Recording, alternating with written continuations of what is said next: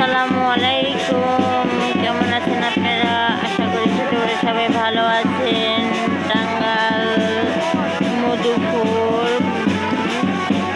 মুরহম মুন্টুমিয়ার উরস দেখুন কত তার মুরিদ, তারা সবাই এসে ফুল দিচ্ছে তার মাজারে এবং সাজাচ্ছে। দেখেন কেউ বা খাসি, কেউ বা মুরগি, অনেক কিছু মায় মাছি করছে তারা আসছে।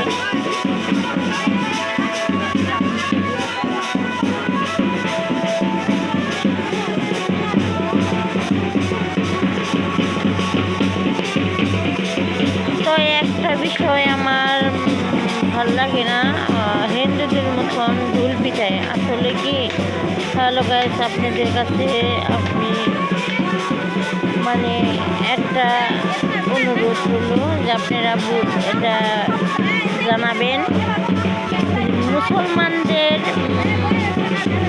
মারা গেলে মাজারে ঢোল পিটানো জায়েজ কি জায়েজ না? আমার মনে হয় জায়েজ না, মানে আমার মতে আমি বুঝি ঢোল পিটানো জায়েজ না। তার আবাদত বুদ্ধি করা, তার জন্য দোয়া মাখ করে টাকা মনা করা, সবাই মিলে দোয়া খেয়াত করে তার জন্য দোয়া করে দোয়া করবে।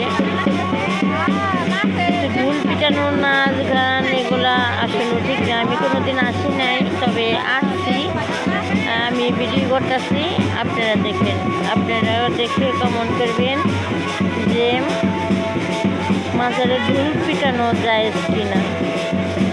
ভুল প্রীতি হলে ক্ষমা করবেন, ক্ষমা দৃষ্টিতে দেখবেন।